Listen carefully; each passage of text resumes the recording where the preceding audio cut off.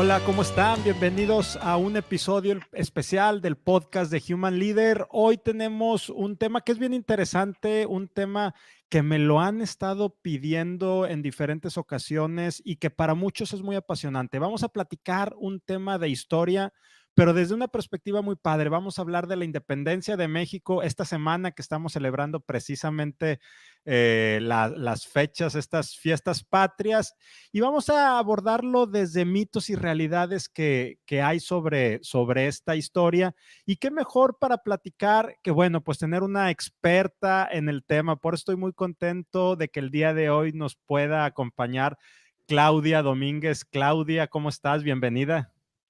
Hola, ¿qué tal? Buenas tardes. Muchas Pues gracias por la invitación, en estar por aquí con ustedes y compartir pues un poquito de historia, ¿no? muchas gracias a ti, Claudia. Déjenme les cuento que Claudia es historiadora, laboró en el archivo del municipio de Santa Catarina, en el archivo histórico, y actualmente es catedrática de la Facultad de Filosofía y Letras de la gloriosa y siempre grande Universidad Autónoma de Nuevo León. Entonces, pues muy contentos, Claudia, de tenerte por aquí.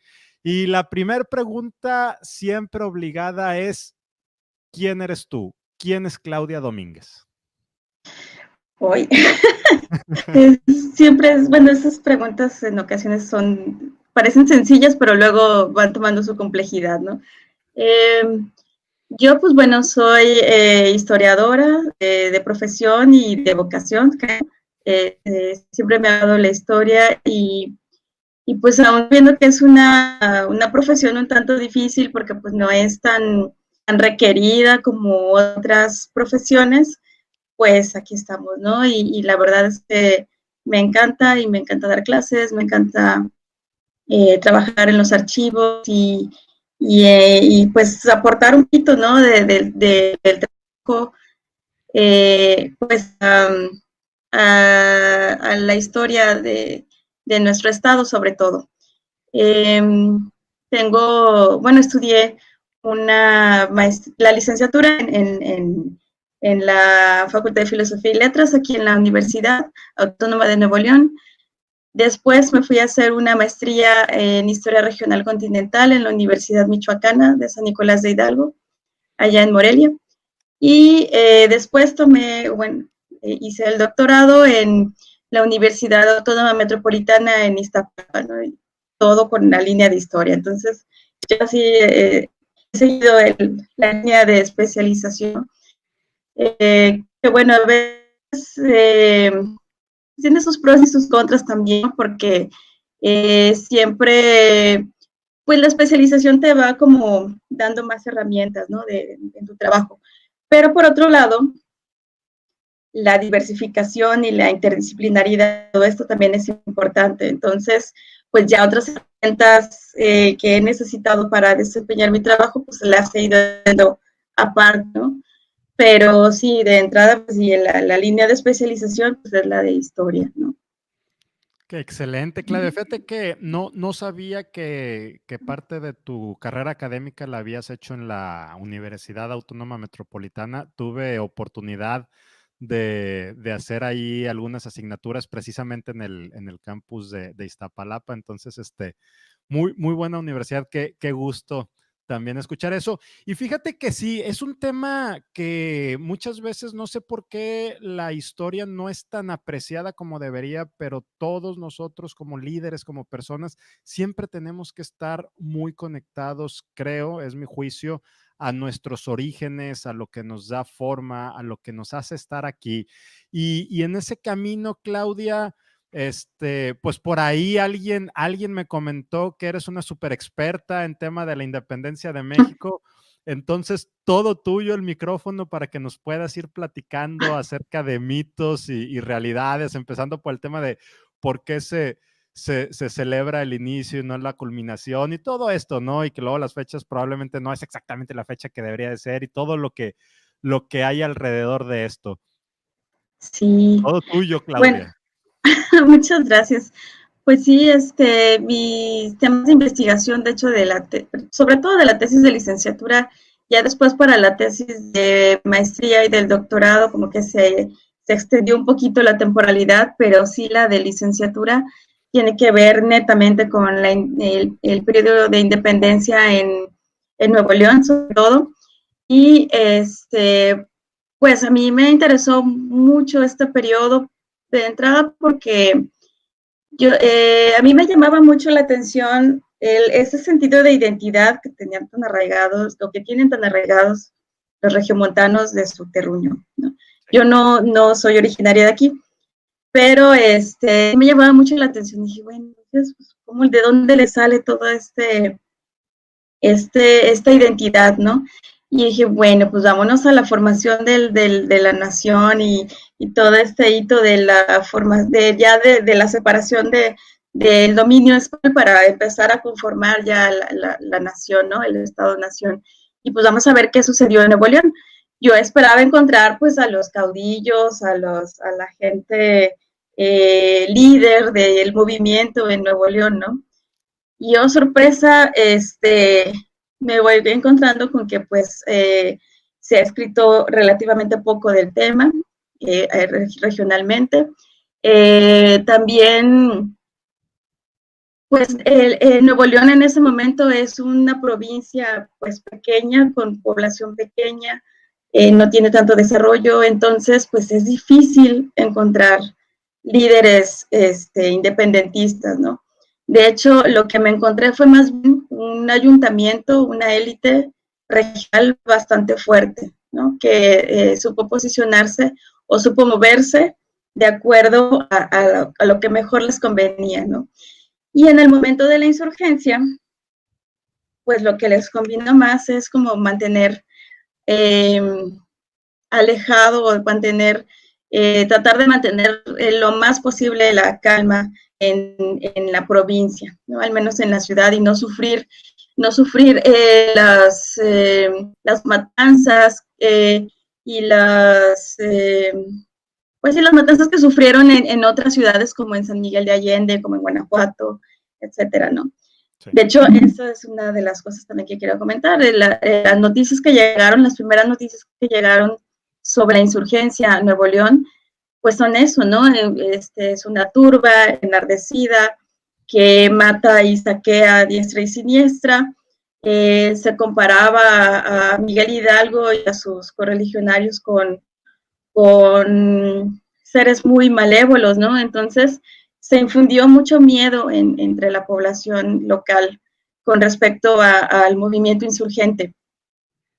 Y bueno, otro elemento que digamos, es clave o ha sido clave para los historiadores para estudiar el movimiento de independencia y los sociólogos, pues es la prensa, ¿no? Son los discursos emitidos o registrados en prensa.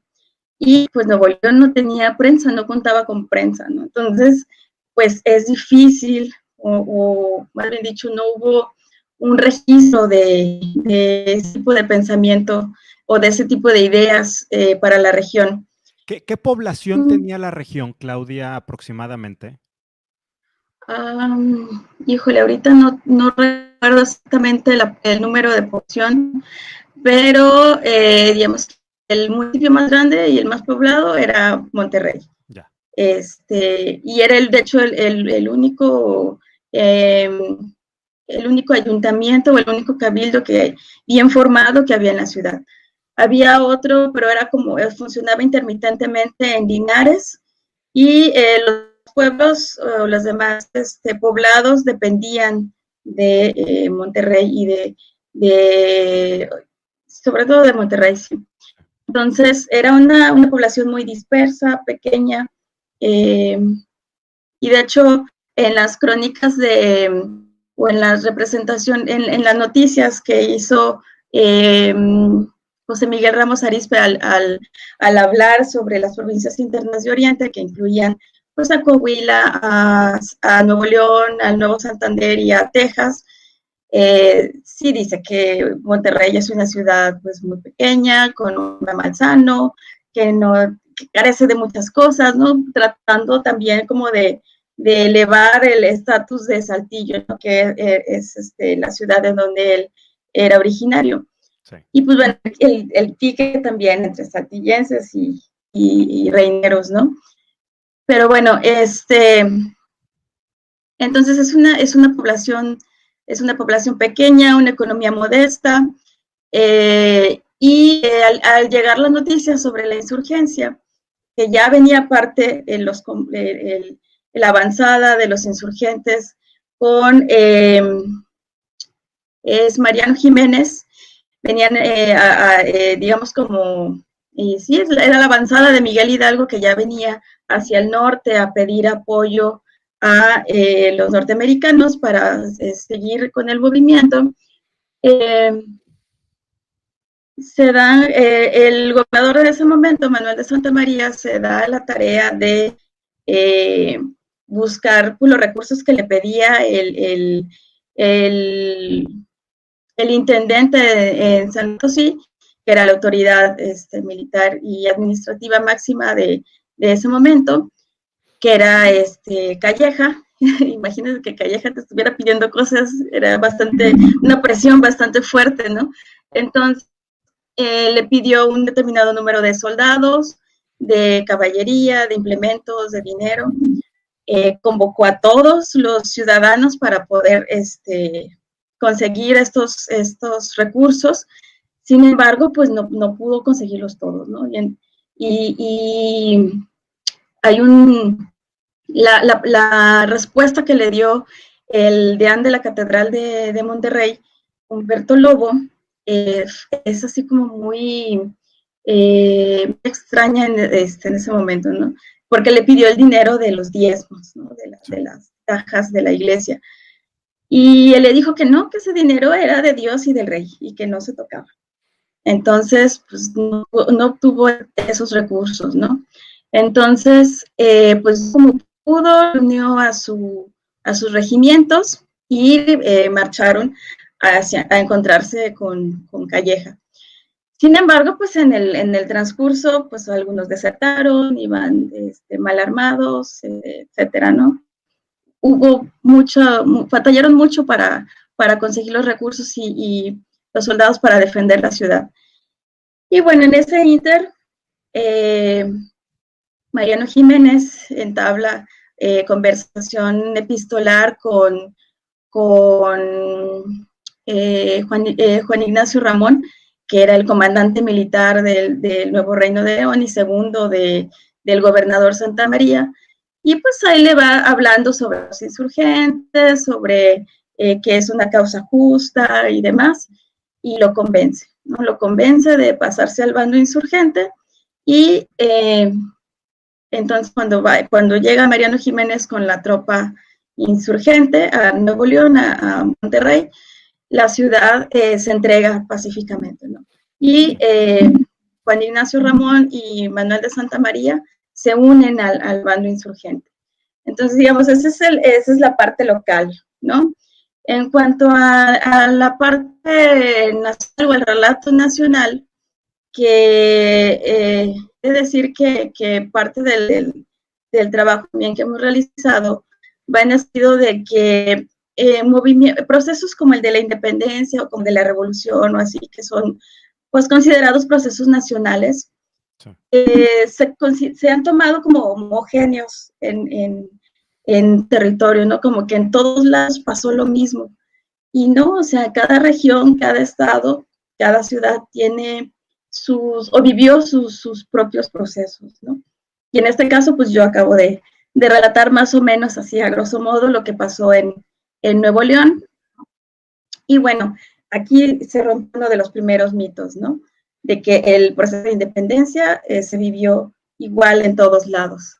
Y vemos que pues no, o sea, hay diferentes matices, diferentes situaciones, dependiendo de los contextos en los que se encontraba cada ciudad y cada región, ¿no? Entonces, en el caso, Claudia, de Nuevo León fue, no quiero decir indiferente, pero no era algo muy relevante para la población de esta ciudad, de este estado en aquel momento, ¿verdad? Sí, no es les preocupa mucho el sufrir violencia, saqueos y demás, pero No hay un impulso ideológico que apoye las ideas, por ejemplo, de Miguel Hidalgo o de Morelos. De hecho, incluso en la documentación que me ha tocado revisar, cuando se enteran o llegan las noticias de que Morelos también está o es un líder importante de la insurgencia después de la captura de Miguel Hidalgo, eh,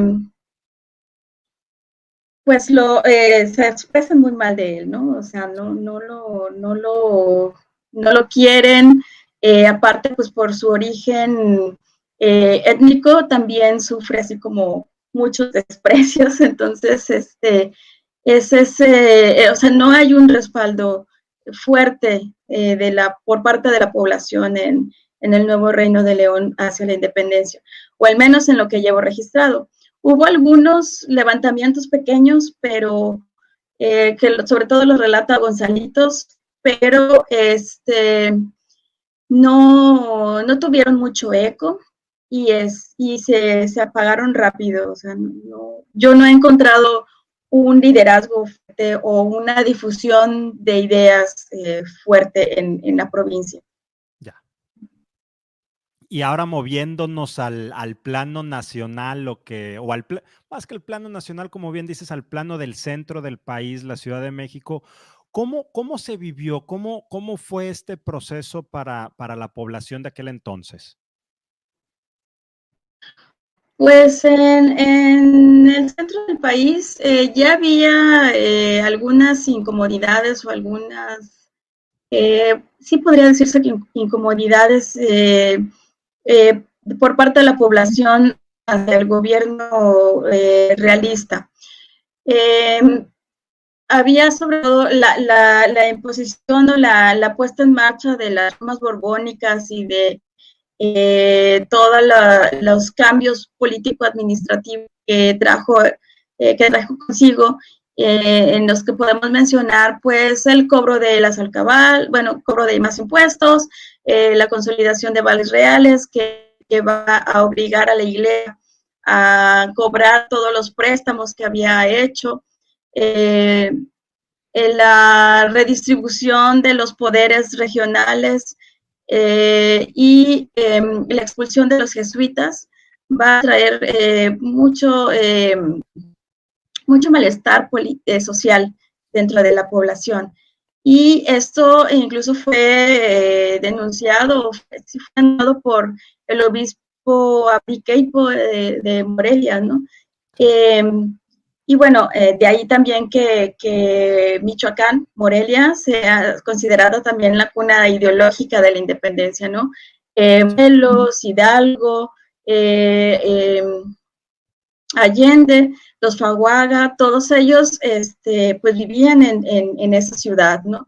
Y ellos empezaron pues a realizar estas tertulias y estas reuniones en donde se discutía sobre el tipo de gobierno que había y de todos los abusos que sentían y de esta falta de como de movilidad social y política del sector criollo, sobre todo, eh, va a, digamos, a ver esta difusión de ideas en favor de un cambio, de la necesidad de un cambio de gobierno. Sí. Si bien en un principio no se, o no había o como la intención de cambiar de sistema de gobierno, es decir, no se quería quitar al rey para formar una república o así, sino más bien seguir con la monarquía, pero otro tipo de monarquía. Pues sí, esa era la idea que tenían ellos, ¿no? Y de hecho, de las quejas que había, era pues a las autoridades virreinales, ¿no? Pensaban es que el monarca español iba a solucionar, si se enteraba de todo lo malo que había en Nueva España y en los territorios americanos, pues iba a traer un mejor gobierno y mayor bienestar a sus súbditos, ¿no? Ya. Oye, Entonces, Claudia, Fernando VII era de hecho un monarca deseado, ¿no? De hecho, eso te iba a preguntar, Claudia, si es cierto que el cura Hidalgo, al dar lo que le dicen el grito de independencia, uno de los gritos es salve, salve el rey Fernando, si eso es cierto. Sí, pues esa famosa arenga pues está también como llena de un relato romántico bastante fuerte, ¿no?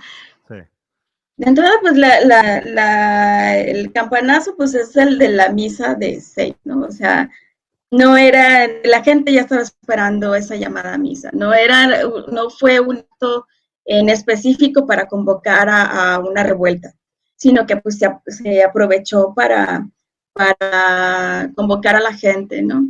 Y dentro de la arenga, pues se proclamó a Fernando VII como el monarca, ¿no? sí. Entonces, que en ese momento Fernando VII estaba preso en España bajo el poder de Napoleón Bonaparte y su hermano. Entonces lo que querían era que regresaran los monarcas españoles al trono español, ¿no? Y quitarse de encima a los franceses. Y Entonces fue también, un tema más de apoyo hacia el gobierno, hacia la monarquía española. sí, pues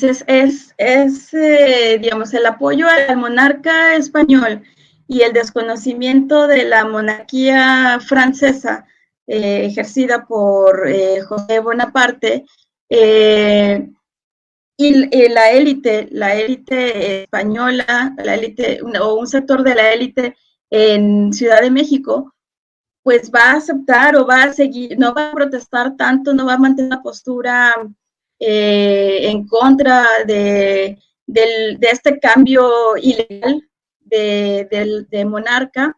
Entonces, pues eso para esta élite criolla va a significar pues una traición también, porque no es apoyar una toma ilegal de la corona española, ¿no? Entonces ahí estaban viendo más por ellos mismos y por los intereses de su grupo y no por los intereses de la monarquía, ¿no? Ya, dos preguntas, Claudia. ¿Por qué todo este proceso inicia en el estado de Guanajuato? ¿Y de qué manera se va permeando hacia el centro del país? Y ya son muchas preguntas. ¿Y en qué momento lo que no era un deseo de independencia se convierte en un deseo de independencia de la corona española? Sí, pues el desarrollo económico, cultural y político del centro occidente va a ser bastante importante. Guanajuato pues, va a ser uno de los mineros más prolíficos. Valladolid también una ciudad muy importante. Y toda esta parte del Bajío Querétaro, no se diga, también otro punto importante para la monarquía, para el gobierno colonial. Eh, y bueno, aquí, como te decía, también va a haber un desarrollo cultural importante, ¿no? Que creo que esto es un factor que se ha considerado como eh, clave para la difusión de las ideas, son las ideas de la ilustración, las ideas que cuestionan el absolutismo de los monarcas y que buscan un cambio en la en la forma en la que se ejerce el gobierno y se habla ya también del contrato, de un contrato social, ¿no? De un contrato que se realiza o que lleva a cabo entre el monarca y sus súbditos. Y se está viendo también la representatividad de los diferentes, como estamentos o los diferentes estados, les llaman, de la población novohispana, ¿no? Claro, también dándolo, ¿no? O sea, no le van a dar representatividad a las clases bajas, ¿no? Esto va a ser para los criollos, para quitar también el monopolio comercial de ciertos consulados, abrir actividades económicas y la movilidad social dentro de la estructura novohispana. Sin embargo, pues las clases bajas van a estar no van a estar tan tomadas dentro de estos cambios, ¿no? O sea, sí, hay que tener ese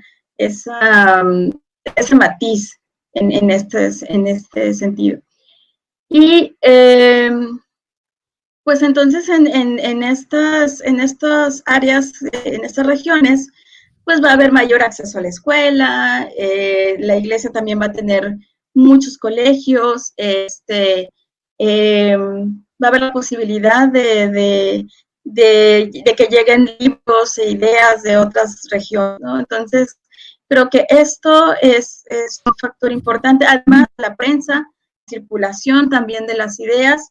Esto va a hacer posible que esta llamada esfera pública, el surgimiento de la opinión pública y se haga más común el descontento con las injusticias sociales que se están viviendo en ese momento. Y pues en estas regiones pues se encuentran figuras como Hidalgo, como el corregidor, Miguel Domínguez, como los líderes militares, Allende, Aldama, Jiménez, que igual, o sea, no van a poder subir en el estatus o en la jerarquía militar debido a su origen.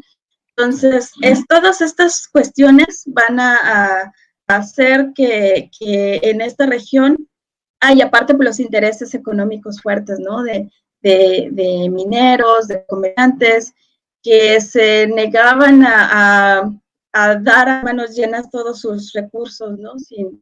Sin recibir, pues algo, retribuciones, ¿no? Entonces, todo esto pues va a propiciar el surgimiento de la independencia o del movimiento insurgente en esta área. Y bueno, de ahí pues se va a extender, ¿no? Sobre todo al sur, al occidente y un poquito al norte. Ya. Claudia, ¿y por qué celebramos el inicio de la independencia y no la culminación? Bueno, eso, según se dice, tiene que ver con, hay dos motivos. Uno tiene que ver con la figura de Allende, de Agustín de Iturbide. Agustín de Iturbide, que fue el oficial criollo que culminó, que llevó a cabo la consumación de la independencia con el ejército trigarante y Vicente Guerrero y otros líderes insurgentes, va después a querer ser el primer emperador de México, ¿no? Entonces, iba a tratar de imponerse él como emperador. Hizo ahí una serie de cabildeos en los congresos que se estaban formando y así, y entonces logró, sí, establecer el primer imperio. Sin embargo, también pues tuvo una actitud autoritaria, se peleó con el Congreso, y terminó mal el primer imperio, no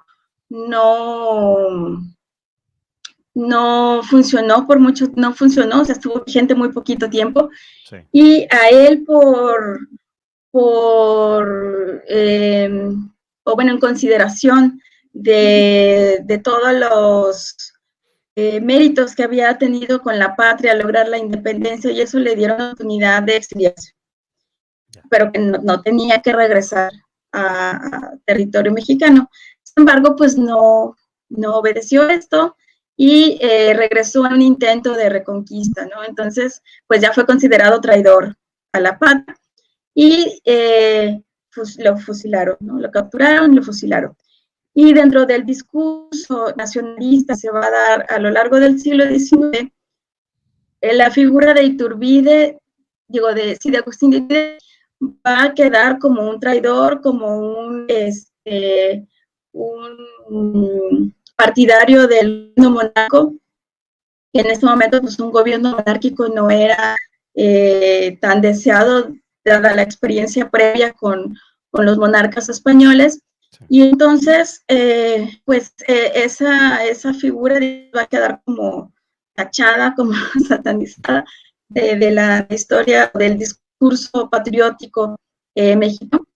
Y entonces, pues, lo que se va a celebrar, pues va a ser el inicio, ¿no? Las ideas de insurgencia, de Miguel Hidalgo, etcétera, etcétera, ¿no? Entonces, tiene que ver con esas dos cosas, ¿no? Con la cuestión de la figura, el paso de Iturbide de ser un héroe a ser un villano, ¿no? Y de estar dado ya como un traidor a la patria.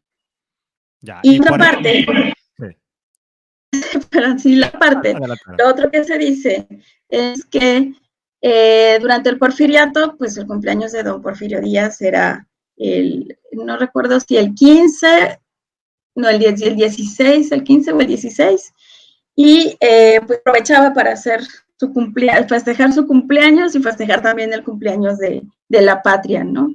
Entonces ahí se juntan las dos Las historias, dos ¿no? historias. Uh-huh. Claudia, quiero darte mucho las gracias por este breve, pero creo que bastante amplio panorama que nos has dado sobre la independencia. Primero, desde el punto de vista de cómo se vivió en Nuevo León y después un poco cómo se vivió en el centro y ese inicio que nos decías y cómo conecta con el centro del país. Antes de irnos, Claudia, quiero hacerte una última pregunta. Al inicio de la charla nos comentabas que tu tesis de licenciatura o de maestría estuvo muy enfocada a la independencia porque querías entender el amor de los regiomontanos a su terruño, ese apego. ¿Encontraste la respuesta?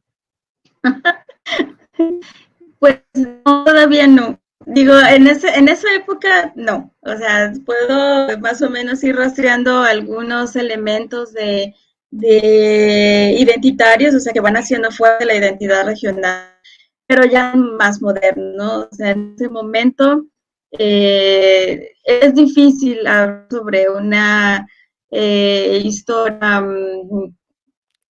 o sea, del apego a la región o al terruño. Sin embargo, sí hay algunos vicios, por ejemplo, algo que me llamó mucho la atención cuando estaba haciendo mi tesis de licenciatura es que en la revisión de las correspondencias, sobre todo del Ayuntamiento de Monterrey, cuando llegó la noticia de, no, pues, ¿saben qué? Vamos a, se va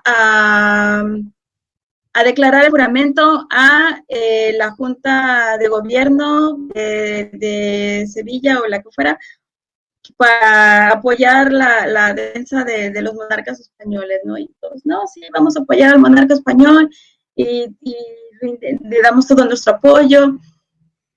Se realizan colectas para enviar fondos y todo. Y luego, no, pues ahora vamos a ir en contra de los insurgentes. Igual, o sea, tratan como de reunir hacer la defensa de la ciudad, reunir tropas y demás, y después llegan los insurgentes y ya nos hacemos insurgentes. Y luego derrotan a los insurgentes en esta primera etapa y bueno, nos volvemos realistas otra vez. O sea, van cambiando de acuerdo a cómo se presentan los tiempos, pero eso yo creo que es el interés de que la provincia se mantenga lo más estable posible.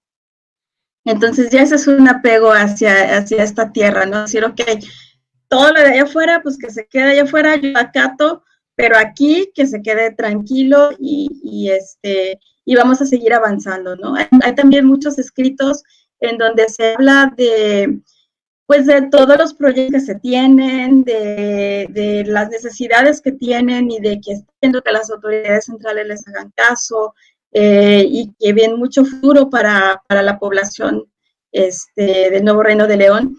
Entonces ahí se va gestando, ¿no? Se va gestando, pero sí falta todavía encontrar más elementos. Creo que esa identidad se va a afianzar y se va a desarrollar tiempo más adelante. Ya, pero fíjate qué interesante esto que nos platicas, porque no sé, no quiero decirlo de una manera incorrecta, pero ese interés localista o ese interés más bien por lo interno que lo externo, pues por lo que nos platicas ha existido desde siempre prácticamente, ¿verdad? Desde aquellos entonces. Claudia, nuevamente muchas gracias. Antes de irnos, algo que nos quieras dejar, una última reflexión que nos quieras compartir. Pues, primero que nada, pues agradecer la invitación para platicar un poquito de estos temas. A lo mejor uno queda así de que, ay, van a hablar de dependencia otra vez, pero la verdad es que estos temas siempre hay cosas nuevas, ¿no? Siempre hay interpretaciones diferentes, metodologías de trabajo diferentes que nos ayudan o van aumentando conocimiento que tenemos sobre estos periodos y creo que nos ayuda también a quitar muchos de los mitos que se han construido, ¿no? Por parte de las historias oficiales o de los dichos que se van pasando de generación en generación.